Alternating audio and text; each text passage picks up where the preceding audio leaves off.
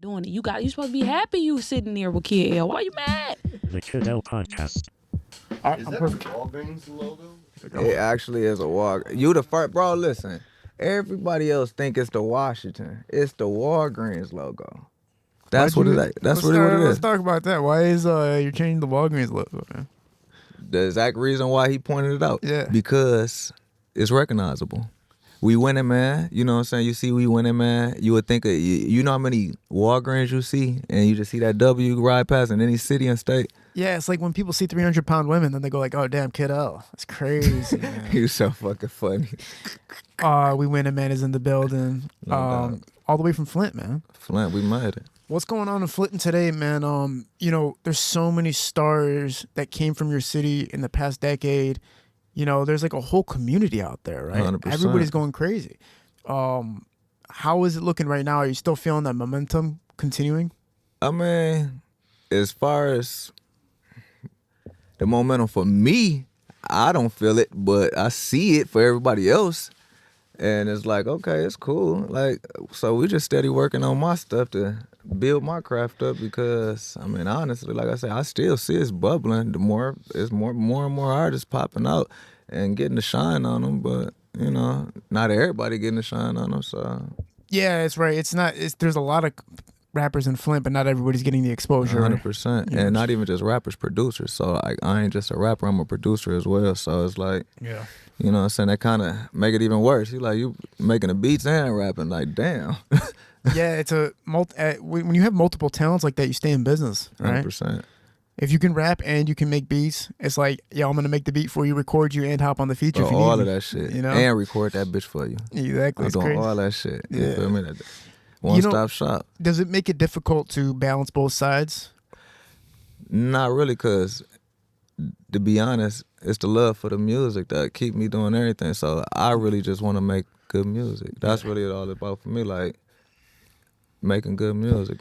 I mean, Eminem, he was producing and recording. I did not know that. I think he made a couple beats for Akon or something. Yeah, like I can that. tell you. I know. It's like by being a producer, you can hear down there what equipment a motherfucker using and know Really? it's there. So I knew M shit, or rather like all that. You can hear that nigga snare. So the snare and like he just got a certain like polyphonic hi hat. Like that's how I always knew his beats versus a Dre beat or certain beats. Absolutely, right? You can tell through different times. Even because I'm in a band, I listen to drums from different bands, and then I'm like, I know a drummer this is just by the sounds of the drums and like the recording quality, That's right? dope. And it's crazy, like how they like to have their patterns or they like to have their aesthetic, right, in their sounds, right? But see, like for me, I've been producing so long, you acquire that. Like even if you don't know what you're doing, like for me, anybody that know me know like my favorite sound is a cowbell. And I don't know what it is about that cowbell, but my whole life, doo-doo. It's like that's just something, I didn't kind of fell off of the cowbell, but it's just like you kind of you do acquire your own like patterns and stuff that you like to hear, basically, and it kind of help make your sound distinct. If that makes Signature, sense. right? It's signature for sure, beyond the tag. So it's like, Hellova has like a very payroll, very distinct signatures. Right. You can hear, like, it's a Exactly. payroll beat, it's a feel- Hellova beat. It's so crazy. I'm so cold, and I might be wrong, but I be like, I know equipment so well. I think his beats was coming from Reason, if I ain't mistaken. But it's like I just can hear it. Like it's like his snares. I knew some of them certain snares, Fruity Loops wouldn't produce that. I can call him right now and ask him. I mean, shit. Let's see, because Let me if that's the call- case, let me I think call- I'm right for real. Let me call Because I Hellova think real it's Reason. Like I say, it's Reasons because of the snare. Like I say, I make beats on MPCs. I make beats on Fruity Loops. I done made them on I done made them call on Hellova everything. real quick and Let's see see. if you're right about Let's see. Hey, Hellova, I got somebody here right now. He just wants to ask a question about, like, if he's got this right with what software you use to record. Is that cool real quick? Yeah. Okay. What do you think Hellova uses? Hell of a use Fruity Loops for sure.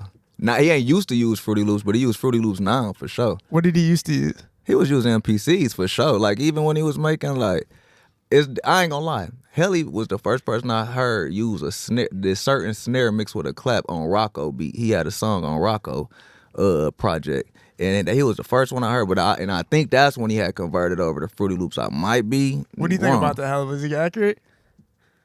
Pretty much. You got it right on the money? You know what I'm saying? As a producer, we just hear it. But I don't know exactly when I switched over to Fruity Loops, but I was kind of late on it. Okay.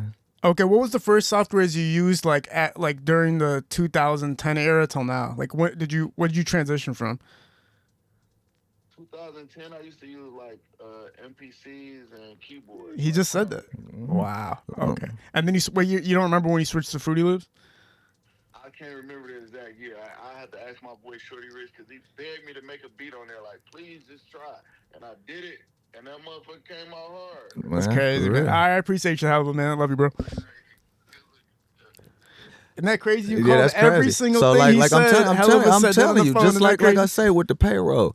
Like, okay, so what ended up happening was before we heard, like I said, we in Flint and Dope Boy Cash Out, they Detroit and stuff. So my first label was Dope Boy Association. So all the music we talking about Dope Boy, they like, hey, it's some boys in Detroit that sound like that. I'm like, I ain't trying to hear all that. This is what we doing. So what ended up happening was I ended up driving my cousins down to college in Ohio and they playing that shit. And I just hear it. To me, at first, it sounded polyphonic. And I'm like, no, this shit a little hard because they got the snares and shit going in. And it was like, no, that's reason. I know for a fact just because I been working with all the equipment. Like, for me, my peers, as far as making beats, I can't even really say peers, but like when Southside and them and everybody was making beats, I'm making the same beats. I'm using triplets, I'm doing everything, but they using Fruity Loops. I'm on MPCs and Tritons and shit like that. So it's like I can hear the night and day difference between snares and hi-hats and 808s and all type, like the way the sounds it actually coming out, all type of shit. Like, so Legendary. you can hear that shit for sure. Yeah, man. It takes a keen ear to be able to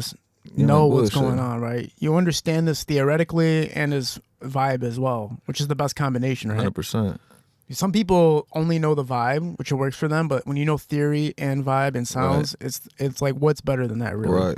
Right. Let's go down to day zero with you, man, and let's get to just where you're from and growing up in Flint. All right, well, day zero. My bad, Nick. Can we cut that fan real quick, or that heater?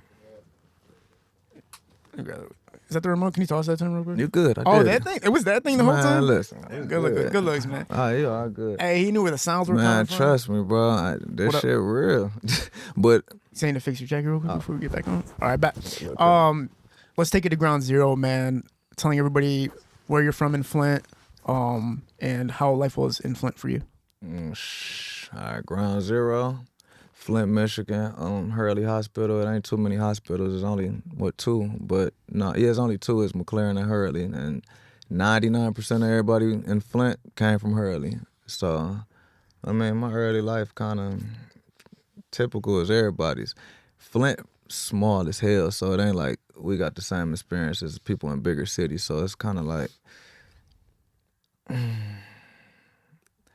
let's put it like this. My whole life, streets. All I know is the streets. You know what I'm saying? Like, I just had a talent, and I always used the talent. So, like, my parents, my mama 13 years older than me. My daddy 14 years older than me. So, off the gate, everything that I did was beyond. I beat everything. Like, as far as, like, finishing school, I did all that. I went to college, did all that. I had kids so damn young that kind of... How old are you and your kids? 16. Goddamn. Yeah, so So you didn't even get to enjoy just being a kid. I wasn't enjoying it before that, but but when I did it, that's really what put that grown jacket on me. You know what I'm saying? I'm in school with these kids, but keep in mind, like I said, this music shit run deep. So even before I actually was recording, I used to get tape recorders and Yamaha, set them next to each other and play the riff off that. And you know what I'm saying, rap. I had got a when I know for a fact when I was 6, I had a VTech computer, and I used to write my little raps in there, and then we just went from there. Yeah. But the whole thing, I feel like truly my whole life been designed just for music. So it's like I say, it's been a street life, but it feel like we've been able to escape it my whole life just for the sake of my career. It seemed like everything I done learned been to help me in my career. Everything I done went through then kind of shaped me to be the person for my career. You know what I'm saying? So it's like, to be honest, like I said, it's been a up and down life, to be honest. Ain't no tragic, like, abuse or no shit like that. But for the most part, living in Flint, you see, all right, it's so small that you see everything from everybody. So you can go to one side of town, see how everybody live. You can go to the next side of town, see how everybody live. Then if you see they living better than you, you like, damn, well shit, it's so small, we probably ain't doing too much. Then, like I say, you start seeing okay, put it like this. General Motors, Flint is like, all the people came to Flint for General Motors. So once General Motors pulled all the jobs, you start seeing it was like a lot of more street shit going on. But then after the street shit, motherfuckers going to jail, motherfuckers dying. So all this shit getting foreclosed, all these streets looking like crap, like all this shit look crazy, like as we growing up. So it probably was only like good for like a short period of time as we growing up, and before shit, we jumping off the porch so early, being grown, that it's just like damn near what was going on back then is what it is right now. Exactly what it is right now. So it's like when you saying when you ask about the lifestyle and growing up and how is it coming up in Flint, like I said, teach you everything you need to know as far as from the streets and what you don't want to do and what you do want to do, what you see on the outside versus what you see on the inside, and you looking at this shit like something don't add up. Then like even to today, you can't go buy no clothes in Flint. You're not finna buy no clothes in Flint. If anything you want, if you want to be on some planet shit, you gotta take off. You want to go get some good food, we gotta go take off a little bit. You know what I'm saying? Don't get me wrong, we got little spots around, but you gotta go take off to really go do anything you want to do. So it's like ain't no industry, ain't no money, ain't not no big money coming to where where people want to have fun. It's really not no fun. It's like grit. It's just grit. What's the average drive to get some good food or just to get somewhere that's... So we got a lot of spots like the chicken and fry spots and shit. We got Coney's and shit like that. But if you wanna eat the same shit you've been eating, which is like hibachi shit like that, that shit all in 10-20 minute proximity. Like that shit still in Flint. But if you want to get like you got to drive to Dearborn. You got to go an hour to get some good food. Seriously, like you got to go to Dearborn. You got to do like if you want to go shopping, you got to drive to Dearborn, Big Beaver. You got to do all of that.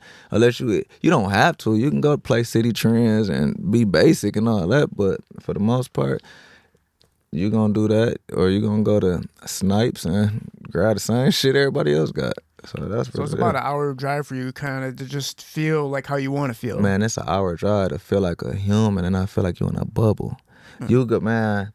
Soon as you pass the Davidson and Clarkston, it open up, and it just seemed like you get a level of relief. Like damn, all right, finally I could be around people a little bit more like-minded. You know what I'm saying, or a little bit like. Did you ever see like businesses try to start in Flint? Hell yeah, were high quality. Like man, that's the thing. It was very high quality businesses, but what ended up happening, like I say, the drugs it's like it's deeper than just drugs, because ain't nobody just getting that high. It was like murders and people losing jobs and foreclosures, and then after that, like let's just say somebody that was in the middle of a foreclosure.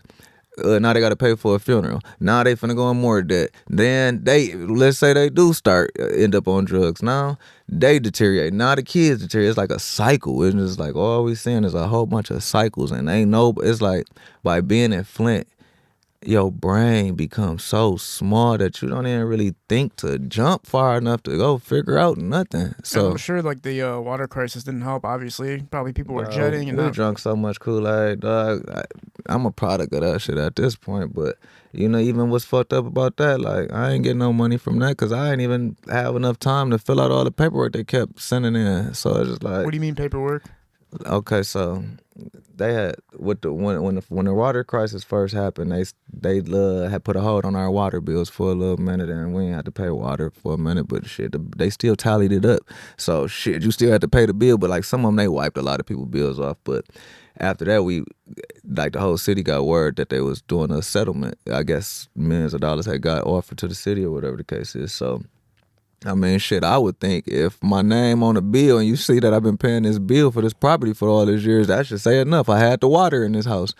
But nah, that ain't how it worked. It was like packets of paperwork that you had to send in, and you would have to go to the doctors and go to their doctors, and it was just too much. And the lifestyle I lived, I just really ain't had the time to go to know for a settlement that I don't even know if I'm gonna get or not. Yeah. So it's just like, the shit really a big-ass game. Yeah, it's really a big-ass game. And like I was telling you, we drank so much Kool-Aid, we didn't even know the water was fucked up. That's crazy, man. You feel Tragic, man.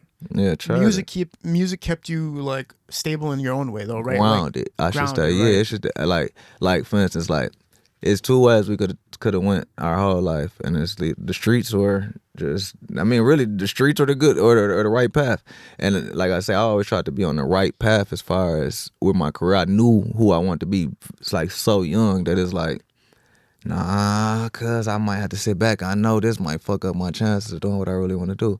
Even when I had kids, I'm like, all right, well, I'm going to do this, but I'm not going to stop doing this because I know exactly what I want to do. So it's just like, even from like taking a step back from actually I always was rapping. I always wanted to be the rapper and the producer, and I always made the beats. For me, I went to school to be an engineer for me, not necessarily for nobody else. I just wanted to make my craft good as hell and sound good as hell.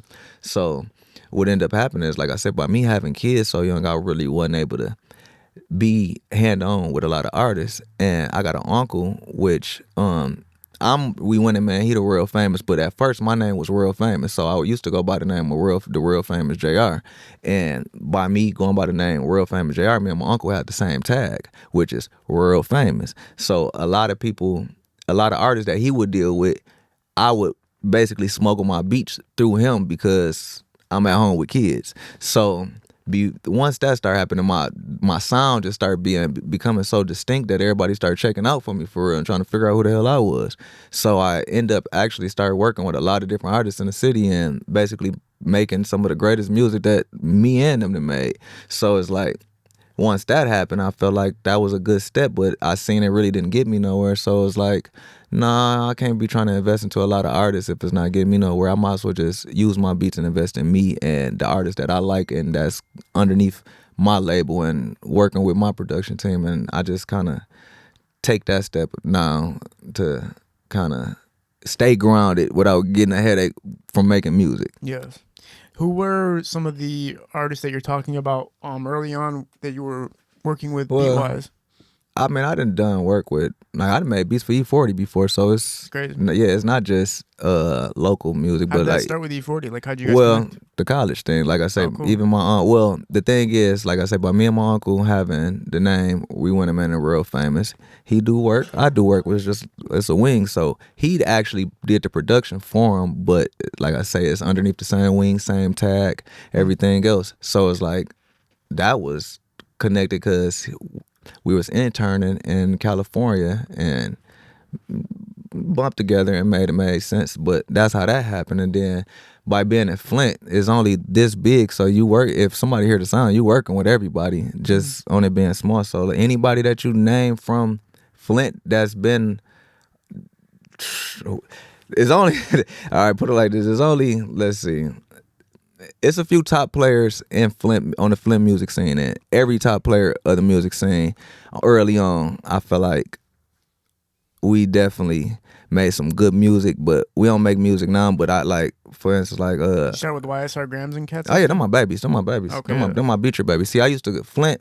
The outskirts of Flint is Beecher. Right, so Crispy Life and all yeah, that. so them my Beecher babies and shit. But I used to go to Beecher too, so that's how I know them. Okay. Them my Beecher babies. But then like Rio and them, Louis, they brothers and shit like that. But then basically all they mans is it be like everybody's so connected that it's not really hard to know who's who or get in contact with who you're trying to get in contact with. So like I say, with my Uncle D-Boy, he was more so in the studio with everybody, but my beats was getting pumped through to these artists. So that's how I built my own relationship with these artists. Cool. And basically, like I said, just the main people that's in really everybody who, I haven't worked with Babyface E, but D-Boy worked with Babyface E. That's my uncle name, real famous D-Boy. He worked with Babyface E. He worked with, there's a few people, but other than that, like most of everybody, Rio, Louis. I know you got a feature with RMC Mike, but I'm sure you produced for him too. Yeah, I produced it. Actually, we actually got more records than that's out, but at the time I wasn't shooting videos, so the audio had just got put out. But we actually, it's crazy. I forgot about that. I actually had a song with RMC Mike. That's what's so crazy. You know, there is like you said, there's a handful of Flint cats that are really popping off right now. Just to name a few, you can talk about Rio, RMC Mike, YNJ. Right. You can talk about Babyface. He's taking off. Yeah. Energy. Is Energy from Flint? Energy Yeah, for Flint. That's yeah. that's another beacher, but Yeah. these my babies. And Like, then we got, obviously YSR Games, like I mentioned earlier. There's a lot of people that are really just popping off and showcasing their talents from Flint. It's like a community. It's like a family. Are you like associated with that community, or are you like outside of it, but you work with them? man, it's funny because if you say it's tight knit for whoever get let in. I should say that. Yeah. So it ain't even like I don't even want to get let in nowhere. You know what I'm saying? So I stand alone, and that's kind of where I feel like I'm not gonna say it's really a protection thing, because when I was investing into everybody's career and trying to work with everybody, I just felt like I got the short end of the stick. So it's like I would rather just stay in my own community and work with the artists. So that's kind of like the relationship that it in turned out to, because I got songs with everybody. I got songs with Crispy Life Kid. I got songs with Grams. Yeah. I got songs with everybody. I don't got songs with Rio, but I done produced for plenty of songs for him. So it's just like, Let's talk about the production and talk about the production you've done with Rio. man, okay, so for instance, like I say, my uncle D-Boy, I was peddling a lot of beats because Louis Ray is Rio brother. So I was pumping a lot of beats and we was giving them to Louis. So he the first one that was actually getting the sound. And it's like, I just got a real gritty sound, trappy sound. So Louis was the first person to actually use your beats at that level. That level, basically. And it's before he was even mainstream, but in the city, you know what I'm saying? He's somebody. So it's like, the first actual song that I actually ever heard Rio on was I had sent D-Boy a beat, and I'm like, who the hell is this on my beat? He like, that's right brother. And so I'm like, all right, that's cool. So then I had sent them some more beats one time, and he was like, I'm in the studio with Broden, the same dude I had. I'm like, all right, it's all good. I'm finna send some beats.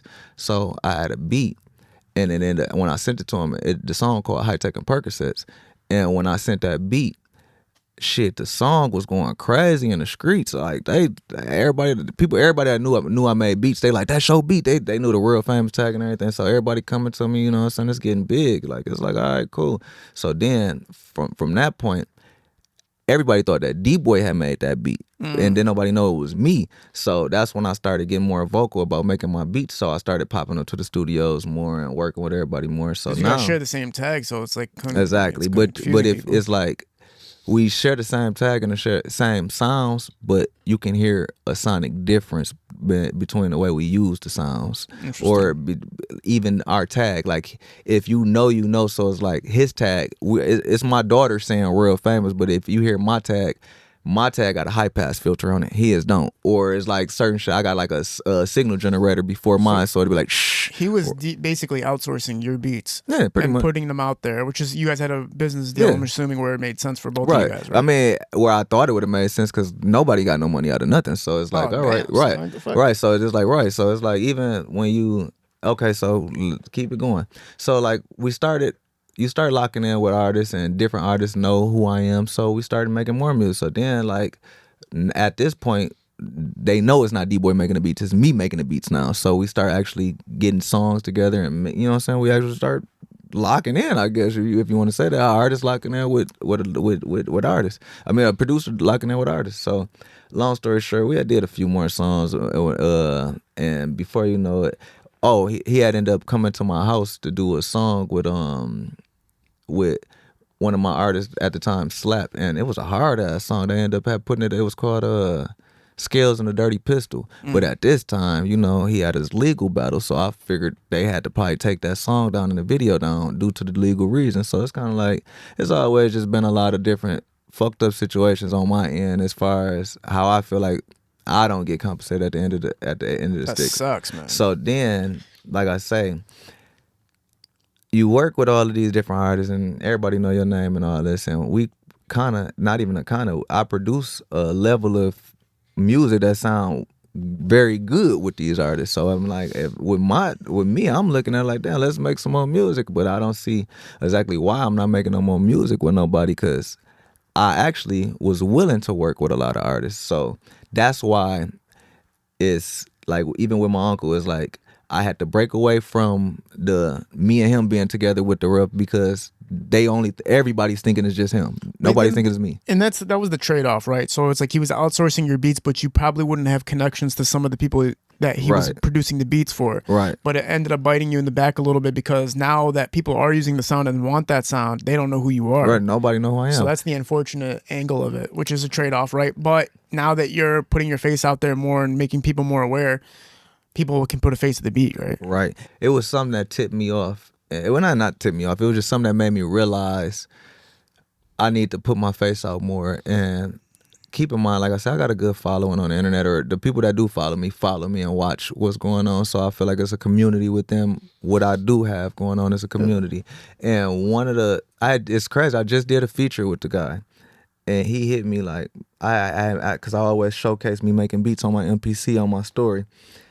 He wrote like, "Cause I know you made beats," and I lost it. I'm like, "Nick, right? I'm like, man, fuck the rap and fuck everything. That's the passion right there. And you don't even know I make the beats. And you don't know." I'm like, "Oh hell no!" It reminds me of I used to shoot music videos since 2012, and don't nobody know shit about that. I was doing a radio interview with like 107, and I'm like, I'm thinking they know everything about me. Right. I'm sitting there. They're like, "So would you just jump out of nowhere and start doing podcasts?" And I was like, "Bro, I've been shooting music videos since 2012. My big break was with Sada Baby when we did 1.1 million views off Ape Shit in 2017."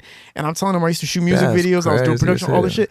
And I swear to God, I wouldn't have knew that. Nobody knows it. And I'm like, "Bro, you guys think I just popped up out of fucking nowhere? It's like, hey, here's the microphone, here's the couch. Right, this was going on." No, you knew everybody throughout that period of time. We're talking about 2012 is like fucking, that's a long time ago, bro. Trust me, you know what I'm saying? So when people think you popped up out of nowhere, it's the worst feeling. Or if people don't know what you accomplished, like think about all the millions of streams you probably have to your name and to your beats, and nobody knows it was you. Nobody knows. And now it's that time to like kind of reinforce that.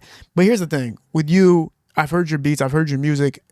When you have the it factor, you can always do it, right? It's endless, right? Mm-hmm. So now it's just like, okay, keep it pushing, but now put my face to it. Put my face to it. And that's all it is, right? That's all it is at this point. Can we talk about the Flint scene a little bit, man? And just when you seen the emergence of the Flint scene, I know Energy is one of the first people that people seen really helps. I know Beecher, but to help and really kind of push the scene, reignite the scene. All right, so this is exactly how it went. Like I say, fuck the Flint scene. I'm just a music head. I'm talking about from every artist that pop up, I'm hip to it. Yeah. Or if I ain't, I'm a little late, but I'm on that shit. I like beats, I like music, so I'm hip to whenever some new music come up. So I could tell you exactly what happened. Like I say, it wasn't even too many people that made like trappy hard ass beats in Flint. It was only a handful of motherfuckers. What ended up happening was, I remember clear as day, nigga Grams dropped a motherfucking song and the beat was like doom doom doom doom doom doom doom doom, and I heard that. I'm like, and I heard the Energy tag. I'm like, who the fuck made this beat? And not even knowing my people know none of that shit because they younger and everything, but I didn't even know who the fuck made the beat. So then I started doing my homework. I'm like, man, this shit hard. But at the time, like I said, me and Grams and everybody still locked in. So I got the studio, motherfuckers come record and all that shit. But that sound they had was hard as hell. So then once I stopped being around the scene so much, I heard Rio on that shit. That shit was hard as fuck. I'm like, hell no. Then you hear everybody in Lil E, you just hear everybody on that song. You like, this shit hard. Man. I didn't even rap on them bitches. Grind Hard E too. Yeah, he was one of the people. I didn't even rap on them beats before because the shit was hard as hell. And it's like, it kind of defined like Flint for us. So it's like in Detroit, it's like, don't get me wrong, beats was trappy and shit and feeling like soulful.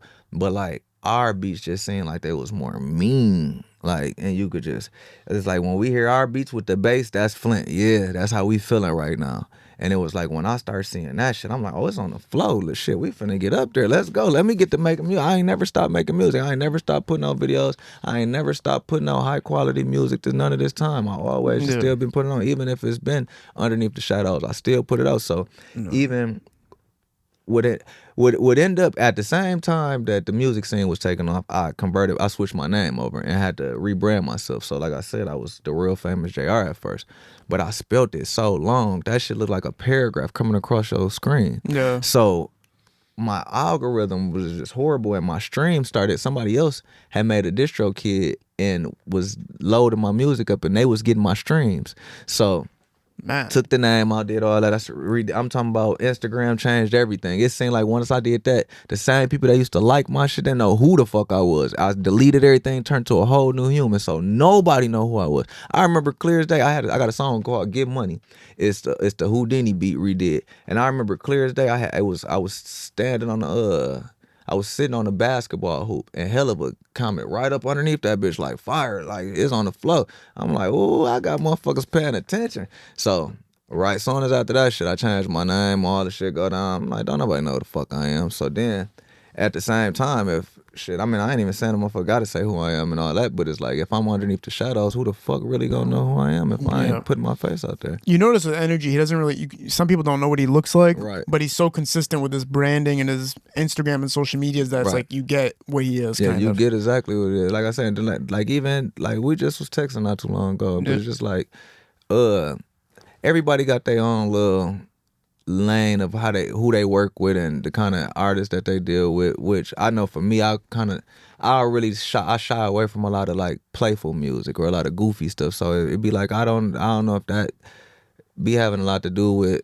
certain people want to deal with me. And then like at first I used to always want compensation as far as the money for my beats, and a lot of people never had money to pay for my beats. So what ended up happening is I feel like a lot of people shied away from me because I actually charged a lot for my beats, and you got people that's younger that's more willing to give their sound up to, you know what I'm saying, make a better situation. But me, I've been making beats so long and so attached to my beats and my music, I just felt like I can't just get this to anybody just to make music. And it's With the royalty, the back end though, right? Like I mean, this how it'll work. You'll fuck around and do a song with a motherfucker and get to the royalty part, and the motherfucker stop answering the phone when it's that time. So I don't even play that game no more. You gotta come in with the split sheets at the studio. Yeah, right? you're absolutely right. That's the game we're gonna play now. You gotta play it like that. But like I said, I ain't even at this point in my career, I had shied away from actually dealing with just outside artists and dealing with only the artists that I want to produce, because it was always a issue. So like now that I am at the point where I do want to deal with a lot of other artists, yeah, we will have these agreements firsthand. But it's like I'm so into creating the music that I see the paperwork. Nah, this session ain't worth shit right now. You know what I'm saying? So it's like I like just building relationships with artists and creating music and then dealing with everything. And well, that was the way that I took the approach at first, but it's like now at this point I gotta have the business together and then we could just create. And that's just where it's at with me right now, because it ain't gonna get me nowhere just making music. Now your artistry too, you have your own lane with your own artistry. You have people subscribing and watching and paying attention to you. Have you been leveling more of the artistry side lately, or are you still focused mostly on the producing side? The producing side is the passion. The rapping is more so because I got a story to tell, and I just want people to get the insight of how I'm really feeling and kind of see. It's like, this how I truly feel. I feel like nobody has truly seen the side of Flint that I know.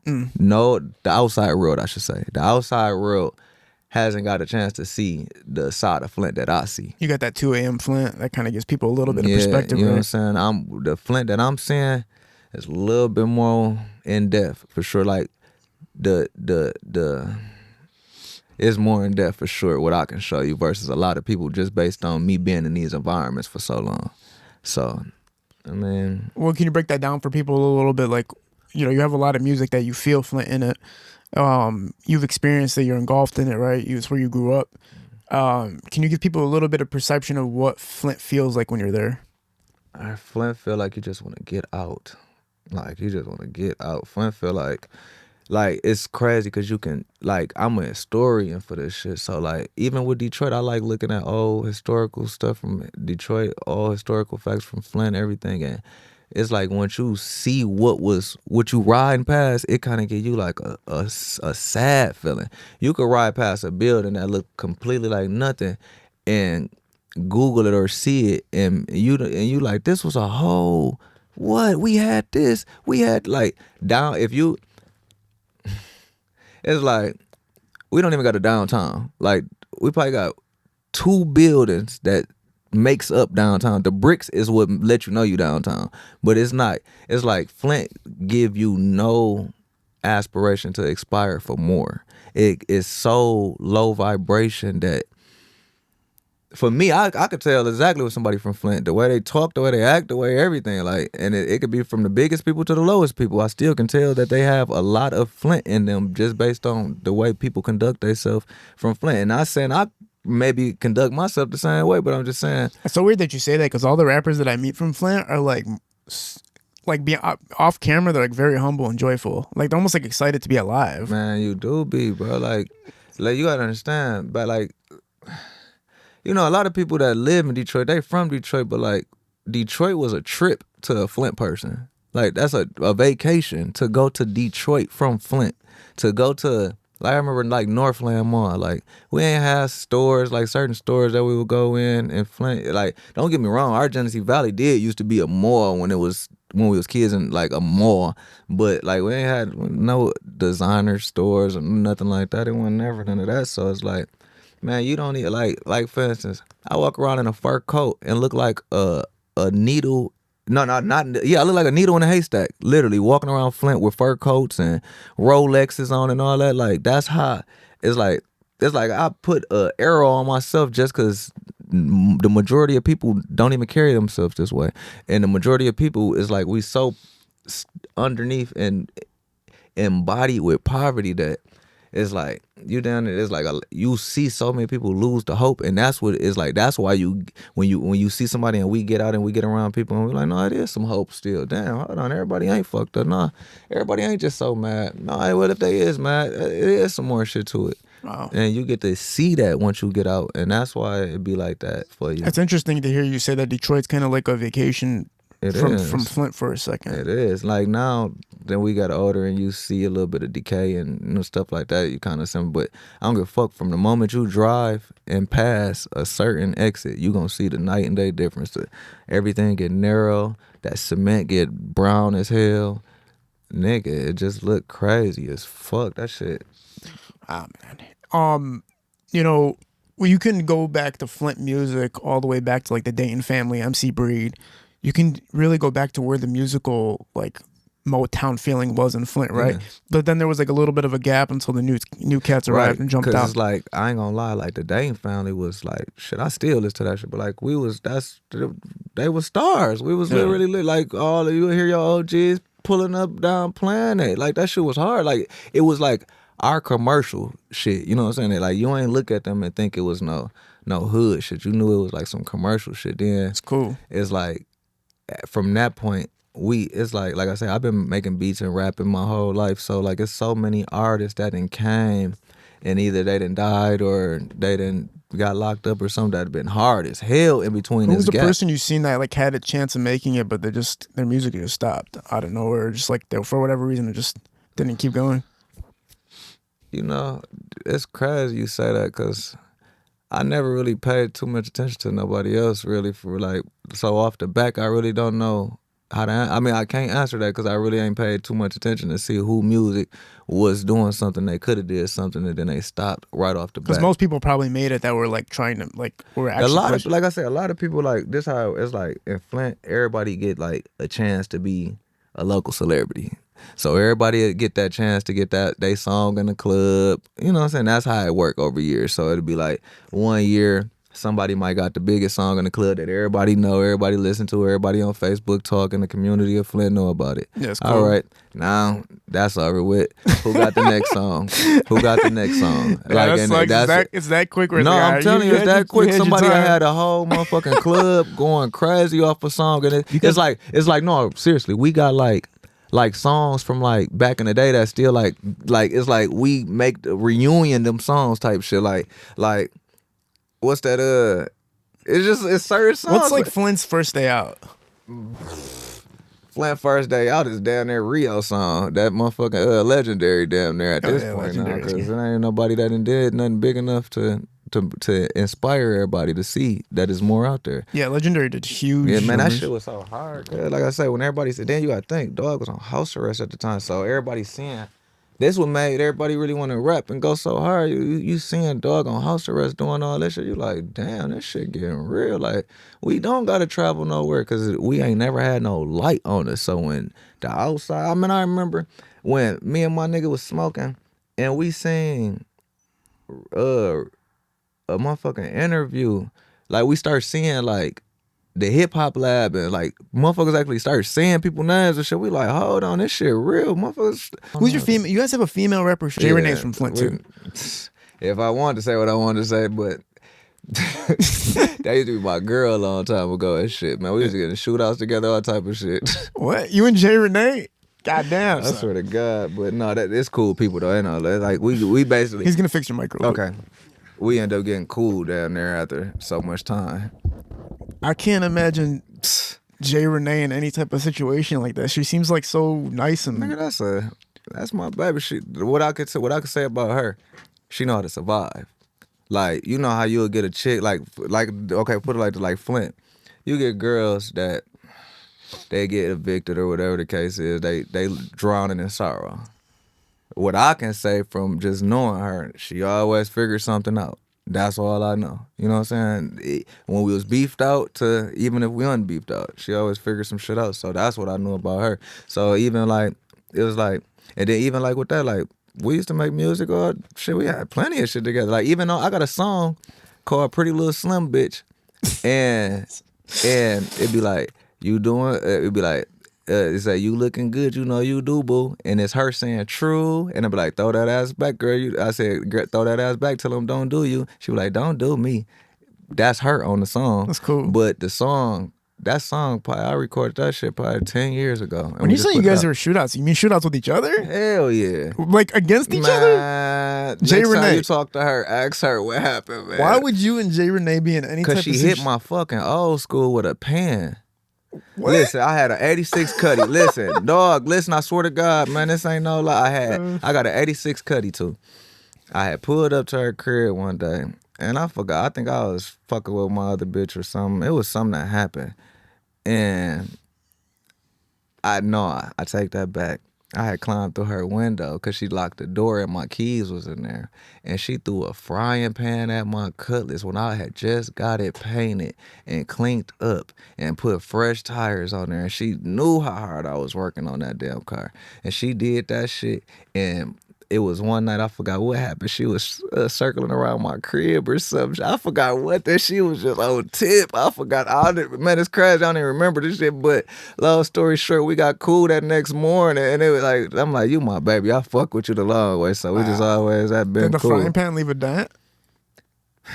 A frying pan, Jay? Man, goddamn, that bitch. It did. No, what it did, I thought it did, but I had it had hit my top. My vinyl top. At least she didn't do that shit like that lady with the gasoline and she poured all that shit up and blown out the whip. Yeah, she knew what was up, but for the most part, that's my baby. That shit. Damn, son, not the Cutlass. Yeah, the Cutlass. Whew. The Cutlass. That's what I'm saying. I walk out to the Cutlass both of my Cutlass full of snow. I'm like, what the hell? Because I pulled them out the garage because my garage ended up leaking yesterday because all the rain. Then I walk out and see this snow shit. I'm like, is you serious? Nah, I would have been sick. Man, that shit crazy. Is there anything as far as your artistry you want people to know for people to check out the music itself? Yeah, I just want them to know if you want to check out a good vibe and really hear it's like I only tell my stories when I rap. Like I only can say what I experience or what I go through or what I feel. Yeah. So anytime you hear any of my beats, they're my feelings. If you hear a hard ass beat, you gonna know dog must have been mad or he must have been sad or there's some shit going on with him. If whatever happened in that week span or month span is coming in the music. I want to ask one last question. This is super, super random. Mm-hmm. Do you know who Trip Money is? Yeah, that's my baby. All right, so was Trip Money really doing it like the way he was saying when he was on the podcast? He said he was like... I ain't gonna throw my baby shit down like that. But all I was saying, that's my baby. But I ain't gonna throw my baby shit down like that. Because I feel like on some real shit, like, you know how you had said Flint you felt like it was a family and tight-knit? It's not, and it should be. Mm-hmm. And I ain't gonna do it like that. I'm gonna make sure whoever I'm cool with, and not even saying if I ain't cool with it, I'm more so building everybody up because it's so fucked up that if everybody that is playing in the field, if everybody got their shit together, it'll help a lot of fucking wings. But I always see like this, even Jay Renee when she was on here, she talked about how like they would have like kitchen cookouts and do all these things together, and it feels like it's a community. It feels like everybody broke. Of course we finna get the I ain't saying most of that shit be because like it's poverty. Like I say, all right, I got one better for you. It's 79,000 people in Flint, Michigan. Yeah. Shit, 20,000 of them are babies. So now you got 50,000 adults. So then shit, 20 to 30,000 are old people. So then the rest of that is between the teenagers and us. So now that's what, 20,000 people. All right, you start breaking all this shit down. It ain't not that many jobs. Don't nobody got no money. It ain't. It's so small and everything is such hard. It's like so hard that all you gonna do is you see all the old people getting commodities. You see shit, all the young people be so lost they don't even know how to save $1 to get they stuff nowhere. They'd rather go get some clothes than put the money up. But hey, then the people that's like in my generation, everybody kind of trying to prove a point to the next person so nobody can get ahead. So yeah, in desperate times, everybody do have to come together. You'll have people that's enemies together because it's so small and shit. What you like? We got to come together, and that's just how it is. So, like, to get back to the D trip, that's my baby. And long story short, Shout out Trip Money. shout out Trip Money, but Bring it back to- we all working. That's all it is. I want to say that I appreciate the clothes, man. I appreciate Oh the yeah, stories. you gotta check the back too. Yeah, let me see the I back. got you on the back Yeah, too. do You a got a photo big of boy these. on the back. I see you. Yeah, you got a big boy on That's the me back. right there. Yep.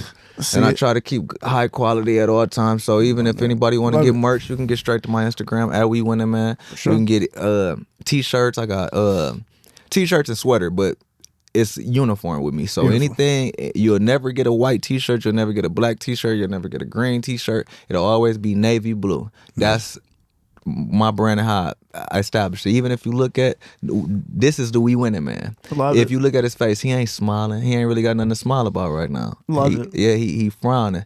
W, it's we winning.